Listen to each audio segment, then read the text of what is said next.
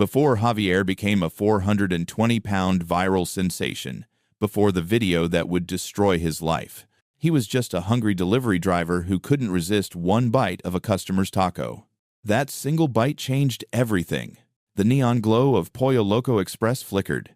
Javier secured another insulated bag to his motorcycle. 23 years old, sharp cheekbones, arms thin as bicycle spokes.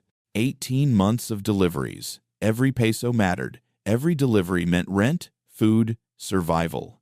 But tonight was different. Traffic had been hell. 6 hours. Only 4 deliveries. His last meal? 12 hours ago. Now, stopped at a red light. A bag of tacos al pastor radiated warmth against his back. Just one bite. 6 tacos ordered. They'd never notice. His hand moved. The smell hit him: cilantro, pineapple, charred pork. He bit down. For 3 perfect seconds, he forgot everything. The overdrawn bank account, the broken phone, the threatening texts. He rewrapped the taco carefully, arranged the remaining 5, delivered with a smile. The customer never suspected a thing. That night, lying on his thin mattress, Javier replayed the moment. Not just the taste, the feeling of getting away with it. It felt like power. But power has a price, and Javier was about to pay it in pounds. 2 weeks later, Javier had perfected his technique. French fries take 10 from a large order. No one counts. Sodas, a few sips, replaced with water, perfectly disguised. Burgers compress them after taking bites. They look sloppy, not violated. "Javi, you're looking healthier, hermano," Miguel said one evening, slapping his shoulder. Javier laughed. "My abuela won't stop feeding me." The lie came easily now.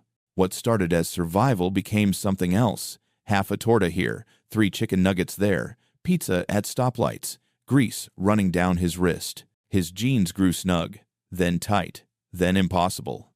Just building muscle, he told himself. But mirrors don't lie. His jawline softened, his stomach pushed forward, a roll of flesh folded over his belt. Still, the thrill remained. Every successful theft felt like beating the system that kept him hungry. Then came the first complaint. Customer says their burger was bitten into. His manager said, "You delivered that one." Javier's heart stopped, but his face stayed calm. "Maybe it fell apart during delivery? These roads are rough, jefe." The manager grunted, unconvinced. No proof. "Just be more careful." That night, staring at his ceiling, listening to neighbors through paper-thin walls, Javier made a decision. He wouldn't stop. He'd just get smarter. What started as hunger was about to become something much darker. The art supply store near the Mercado had everything. Clear tape identical to restaurant seals, foil sheets, sauce containers, branded stickers he printed himself. His tiny apartment became a workshop of deception. Now when he took half a burger, he rewrapped it in fresh foil, sealed it with precise folds, applied his fake sticker. Each fake seal was another lie. Another piece of himself he wrapped and hid away. Sodas topped off with ice, resealed, fries redistributed with architectural precision. The complaints stopped. But Javier didn't. His elaborate system gave him permission to take more. After all, he was putting in work. The materials cost money. This was practically a business expense. His body told a different story. 6 months, 40 pounds gained. His motorcycle struggled, shocks creaking, seat adjusted once, then again. 9 months, 200 pounds. His co-workers shifted from teasing to concerned. "Are you okay, Javi? You're breathing heavy just walking." "I'm fine, just tired. Too many shifts." But alone in his apartment, surrounded by empty containers and counterfeit seals, Javier caught his reflection in the darkened window. The stranger staring back had thick arms, a rounded face, a stomach that hung over his belt growing week by week. He'd poke it experimentally, watching the flesh move. Part disgust, part pride. Each pound was proof he'd outsmarted them all. The duality consumed him. Tomorrow, I'll stop. But tomorrow came with its hunger, its opportunities, its perfectly sealed bags asking to be opened. And he'd reach in again. Months passed. Javier grew in size, in secrecy, in shame. The belly grew, the lies grew. And somewhere beneath the layers of flesh and rationalization, the real Javier, the hungry kid who only wanted to survive, disappeared entirely. When he realized customers were complaining again, Javier didn't panic. He innovated, But innovation couldn't hide him forever. The bathroom scale broke 2 months ago. Javier told himself he'd replace it. He never did. Ignorance felt safer than numbers. But his body kept its own count. 18 months in, he couldn't mount his motorcycle without grunting. Massive thighs straining his pants. His stomach, now a prominent globe, rested on his lap when he Saturday. His face became round, cherubic, his original sharp features buried. Walking from bike to doors left him winded. Customers stared, some concerned, others judgmental. One elderly woman offered him money, thinking him homeless and starving. The cruel irony. "Javi, you need to see a doctor," Miguel said, no longer joking. "This isn't healthy." "I'm fine." The words automatic now. But even he'd started to worry. Swollen ankles, constant back pain, his heart racing for no reason, a trapped bird hammering his ribs. Still, he couldn't stop. The addiction had its claws deep, not just to food, to the secret, to being the only one who knew, to the game he'd played and won, until March 17th. When the game ended, the delivery was routine. 5 orders, new apartment building, Polanco, Javier.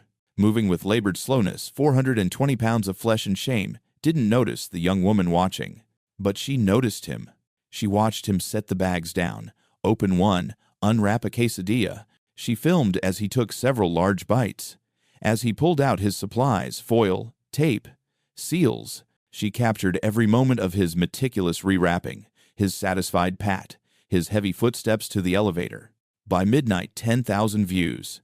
By morning, 500,000. By noon, Pollo Loco Express Corporate was calling. Javier was making Tuesday deliveries when his phone exploded. Messages from coworkers, screenshots, the video itself, shared with a message. "Hermano, is this you?" His blood turned to ice.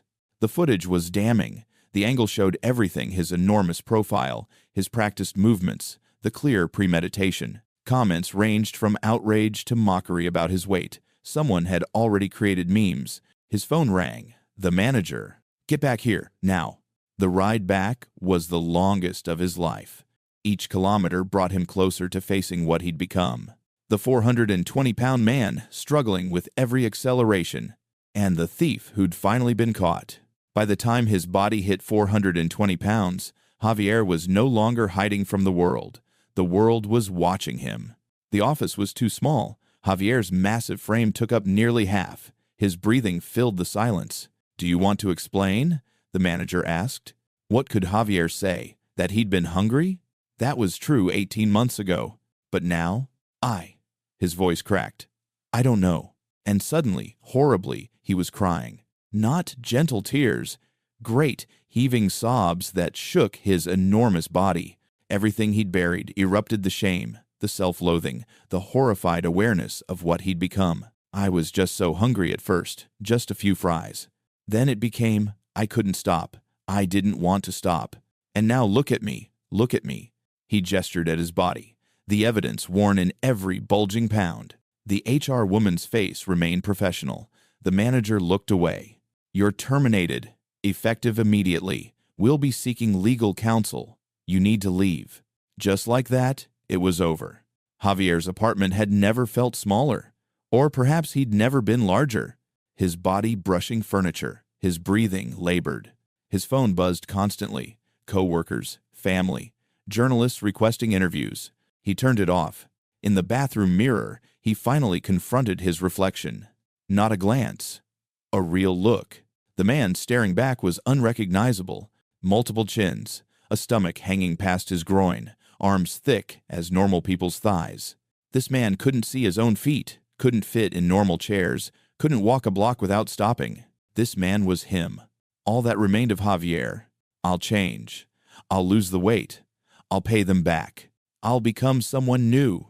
But even as he said it, his eyes drifted to the kitchen, to the cabinet with emergency snacks, to his phone turned off but not deleted, never deleted. The hunger was still there. Not physical, his stomach was always full now. But the other hunger, the one that had nothing to do with food, everything to do with emptiness.